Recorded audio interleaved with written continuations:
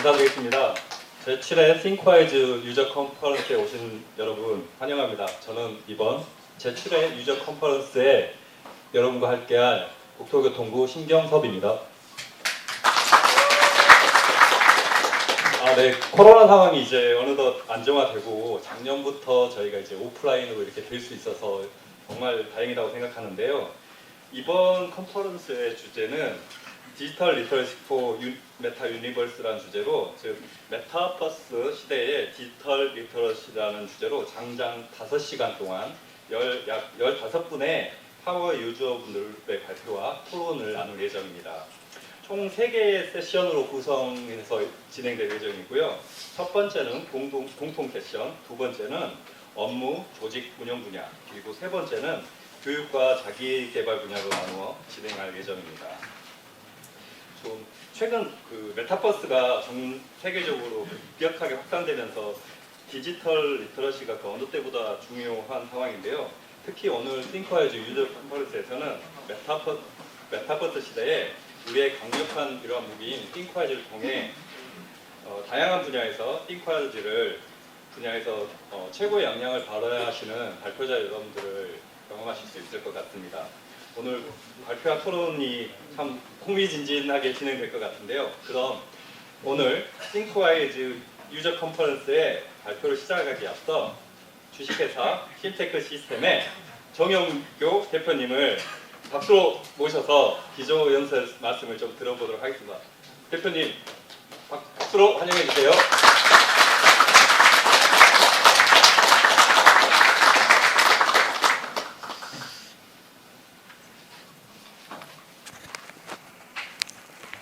이거 안 빠져.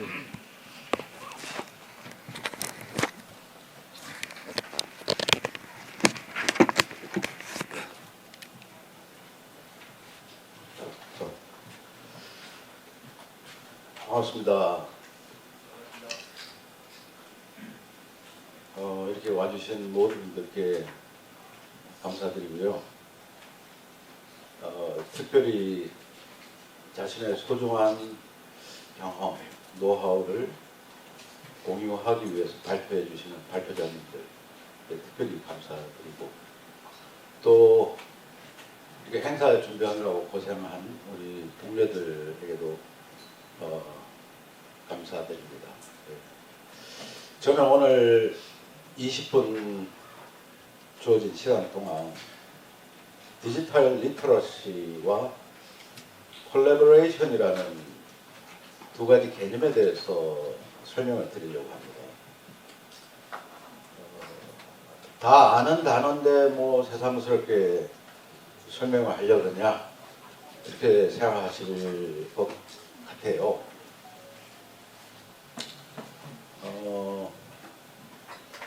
이 디지털 리터러시하고 콜래보레이션, 우리말로 협업이라고 하죠. 그런데 디지털 리터러시는 딱히 우리말로 뭐라고 하는지 제가 아직 잘 모르고 있습니다. 프로젝트라는 단어가 그냥 우리말이 된 것처럼 디지털 리터러시도 그런 절차를 가지 않을까 그렇게 생각을 합니다. 이 두 개의 단어는 지금 우리가 살고 있는 메타 생태계, 메타 시대에 굉장히 중요한 단어입니다. 그럼에도 불구하고 막연히 느낌으로 아는 단어일 수 있습니다. 그런 단어를 우리가 버즈워드라고 그러죠. 느낌으로만 아는 단어. 제가 버즈워드부터 설명을 한번 해볼게요.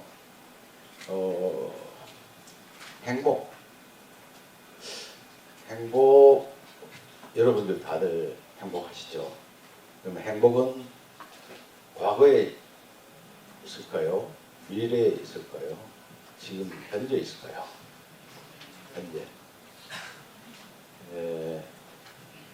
행복을 정확하게 내가 정의할 수 없다면, 그러면 행복한 순간을 내가 캐치할 수 있을까요? 그러니까 행복의 총량은 과거에도 행복이 뒤집어보면 있고 미래에도 오겠지만 행복을 정확하게 남에게 또 나 스스로에게 이런 것이 행복이다라고 정의할 수 있는 사람은 그렇지 못한 사람에 비해서 과거, 미래, 현재에 훨씬 더 많은 행복을 찾을 수 있다고 생각합니다. 그런 것처럼 디지털 리터러시와 콜라보레이션의 의미를 정확하게 모른다면, 그냥 느낌으로 한다면, 그냥 막연하게 알고 있는 행복이라는 단어처럼 버즈워드인 겁니다. 그래서 다 아시겠지만 제가 다시 한번 쉽게 이해하실 수 있게끔 설명을 한번 드려보겠습니다.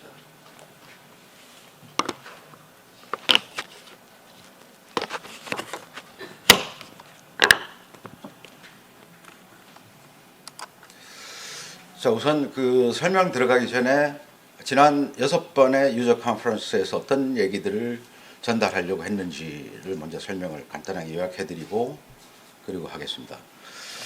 6번의 유저 컨퍼런스에서 제가 전달하려고 했던 얘기를 6가지만 추려봤습니다. 첫째는 시각적 사고와 필기 방법의 유래와 미래에 대해서 말씀드렸고, 그 다음에 이제 띵크와이즈라고 하는 디지털 마인드 매핑 도구, 그리고 그것을 기반으로 한 마인드 프로세싱, 워드 프로세싱의 시대는 이미 2000년 들어오면서 끝났습니다. 그 이후는 마인드 프로세싱의 시대입니다. 그래서 이 마인드 프로세싱의 효과에 대해서 설명을 드렸고, 그리고 이제 4차 산업혁명의 실체, 그리고 메타 유니버스의 실체에 대해서 전달하려고 했었고요. 그리고 초연결 사회, 그리고 온라인 협업의 중요성에 대해서 말씀드리려고 노력했었고, 굉장히 중요한 부분, 디지털 프로젝트 역량의 실체가 무엇이며 이것이 어떤 위력을 발휘하는가, 이걸 전달하려고 했습니다. 그리고 마지막으로는 2040년 한국이 G2로 가는 길에 대해서 말씀을 드렸었습니다.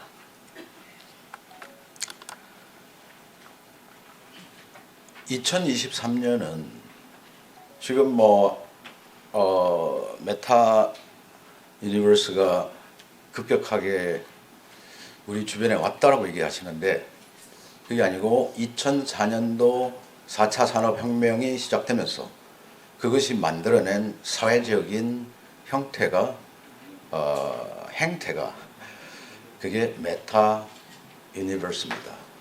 메타버스가 아니고요, 메타 유니버스의 합성어입니다. 메타버스입니다. 2023년은 19년이 된 겁니다. 메타 유니버스가 시작된 지 19년이 됐고, 어쩌면 냄비 속에 있는 개구리처럼 물이 뜨뜻해질 때까지 우리가 모르고 있다가 이제 좀 뜨끈뜨끈해지네 해서 이제 인식하기 시작한 것이 메타버스일 수도 있습니다.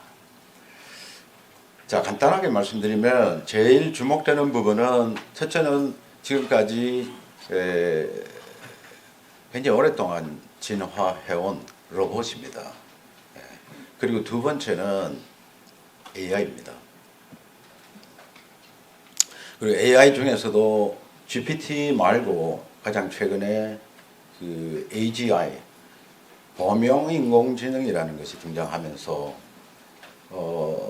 데이터 세트를 계속 공급하지 않아도 스스로 지능을 확장해 나가는, 거의 인간이 사고하는 수준에 도달한 인공지능이 나왔습니다. 그리고 이것 때문에 오픈 AI CEO가 해고됐다가 나흘 만에 다시 복귀를 했죠. 예. 그러니까 모든 것은 AI의 진화해 나가는 속도 때문에 발생한 해프닝인데요. 무서울 정도로 빠르게 AI가 지금 진화해 나가고 있습니다. 다 상상하실 수 있을 겁니다. 지금 저렇게 발전해 나가는 로봇과 인간 수준의 사고를 하는 AI가 결합이 되고, 그 이면에 클라우드에서 돌아가는 시스템이 일반 슈퍼컴퓨터 수십만 배에 해당하는 양자 컴퓨터가 그것을 백업을 한다면 과연 우리는 어떤 사회를 경험하게 될 것인가. 이것이 지금 가장 큰 화두라고 저는 생각합니다. 그래서 결국은 우리는 로봇에게 일자리를 내줄 것인가 아니면 그들과 공존할 것인가 라는 이슈가 먼 훗날이 아니고 조만간에 벌어질 일이라고 생각합니다. 자, 이것과 달리 이것을 좀 떠나서 저희 나라는 굉장히 이 메타 시대에 맞는 적합한 준비를 오랫동안 많이 해왔습니다. 정부 차원에서. 그 중에 하나가 전자정부입니다. 전자정부, 지금도 전자정부이지 않느냐? 맞습니다. 그러나 지금 제가 말씀드리는 전자정부는 윈도우 환경, PC 환경이 아니고 클라우드, K-클라우드, 그리고 SaaS 형태의 소프트웨어 사용, 설치가 아니고 끌어다 쓰는 거죠. 네. 그런 형태로 가기 위해서 오랫동안 준비를 해왔고 25년도부터 본격적으로 전자정부가 가동이 되기 시작합니다. 근데 이 아젠다에 맞춰서 저희 나라 교육부도 디지털 교육 환경을 준비해 왔습니다. 그리고 2025년이 되면 디지털 교육 환경이 시행이 됩니다. 윈도우 아닙니다. 다 클라우드, K-클라우드 기반, SaaS 기반으로 학교, 교육청, 교사, 학생들이 학습과 교육을 하는 상황이 이제 1년 남았습니다. 그뿐만이 아니라 디지털 교육 환경과 함께 고교 학점제가 시행이 됩니다. 그래서 많은 변화들이 준비되어 있습니다. 그래서 이걸 미리 이해하고 또 생각하고 준비하시면 좋지 않을까 그렇게 생각합니다. 교육 관련해서는 오늘 또 교육부에서 우리 과장님께서 나오셨기 때문에 자세한 내용 이따가 듣기로 하고요. 자, 이제 본론으로 들어가서 디지털 리터러시와 협업에 대해서 제가 평생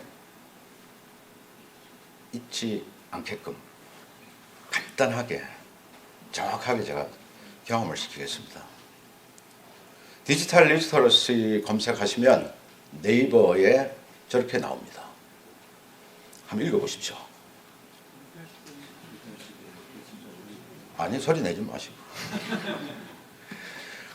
저 읽어보시면 아시겠지만 한국말 맞아요.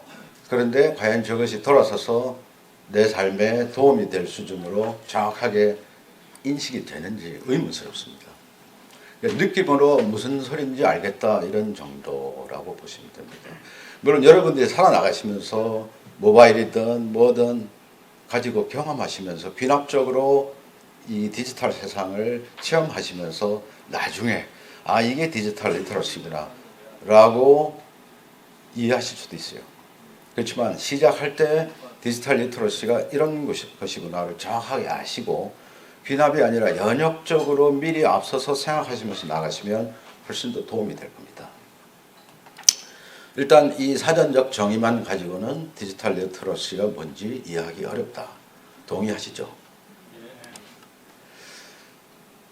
디지털 리터러시를 항상 저희들이 강조해온 프로젝트라는 단어에서 설명을 해드리겠습니다.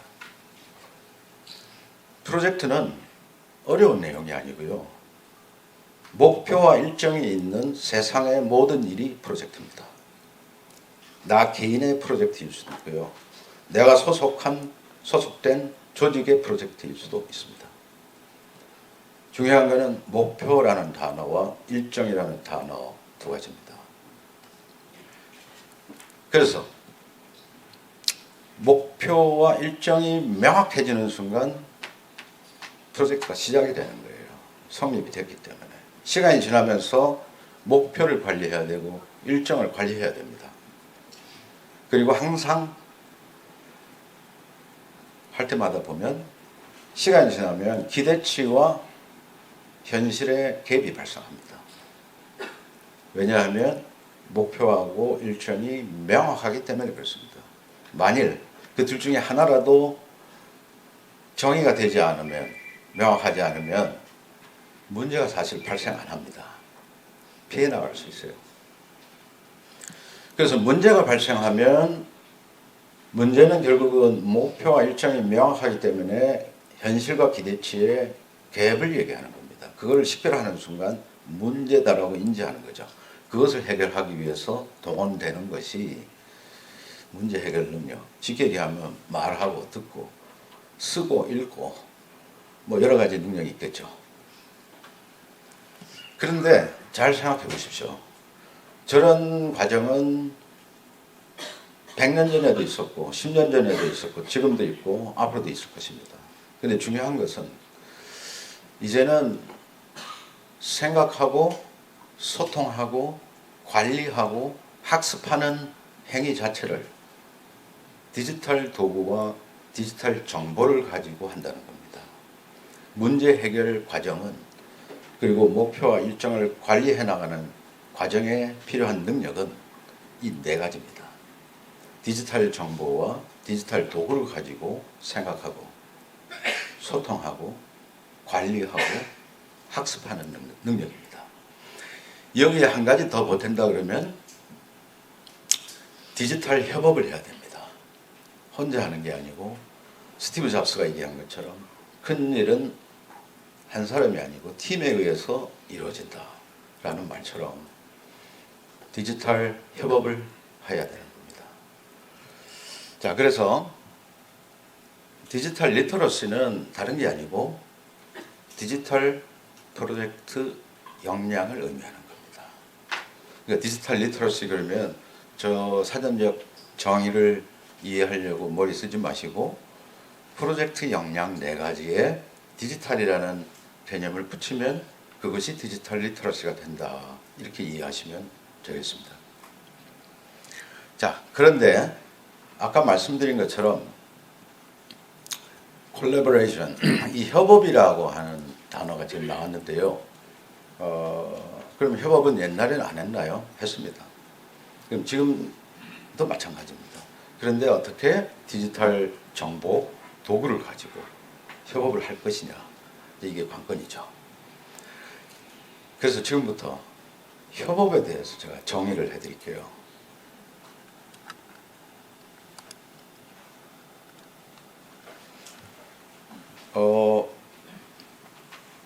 협업에 대해서 생각을 하실 때 항상 협력, 협동, 협업 이 세 개의 차이점을 알고 시작하시면 좋습니다.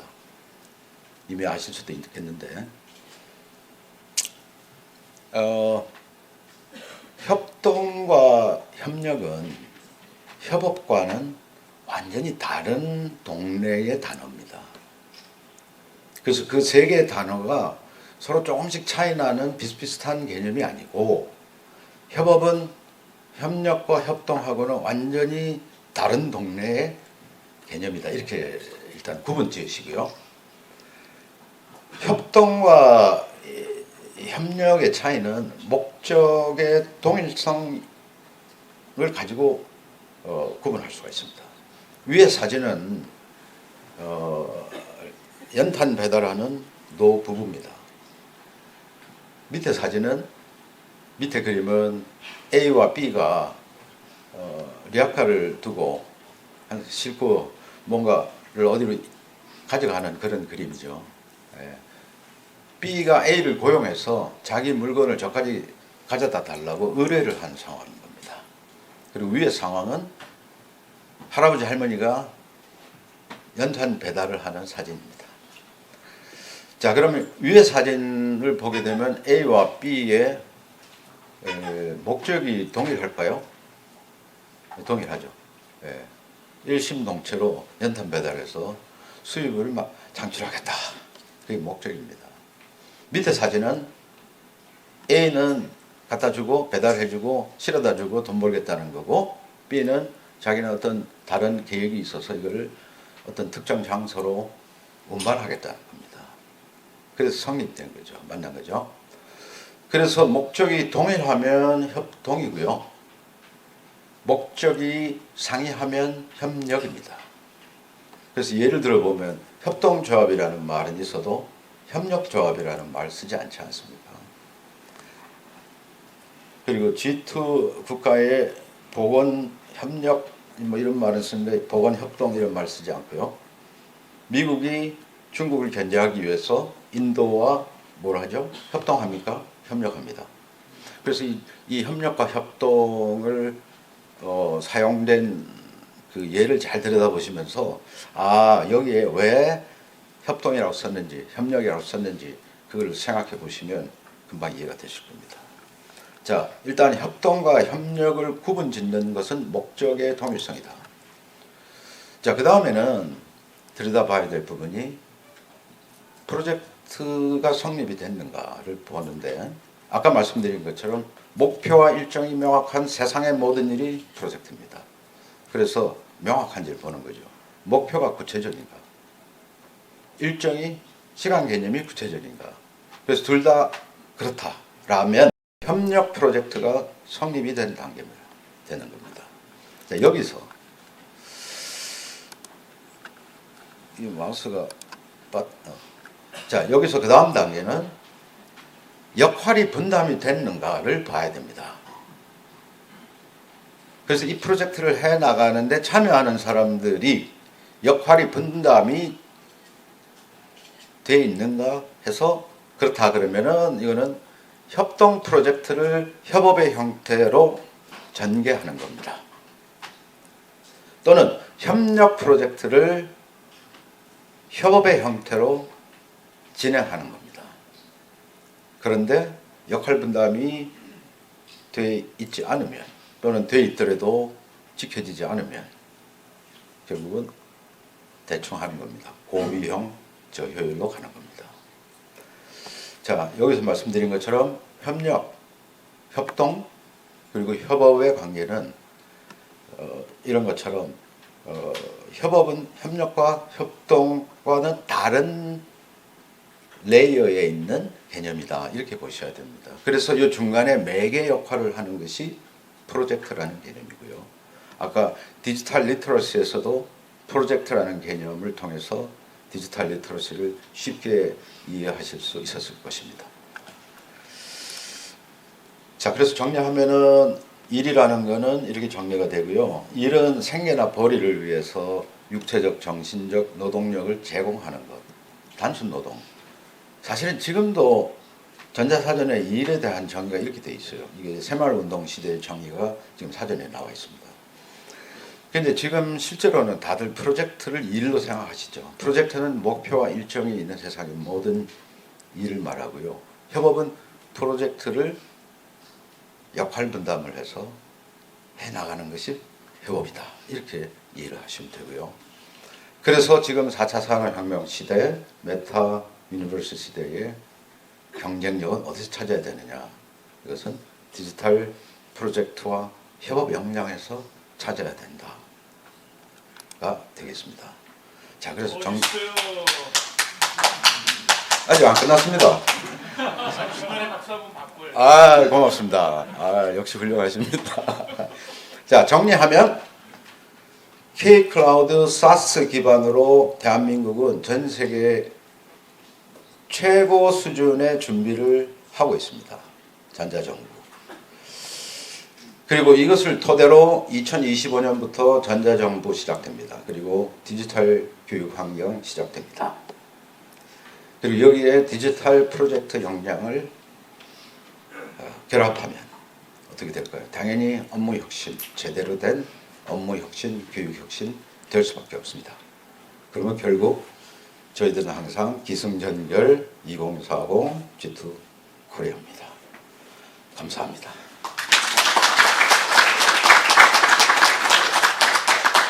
네, 메타 유니버스 시대에 디지털 리터러시와 프로젝트 역량에 대한 깊은 통찰을 대표님 덕분에 다시 들을 수 있었던 것 같습니다. 다시 한번 정영교 대표님께 큰 박수 부탁드리겠습니다.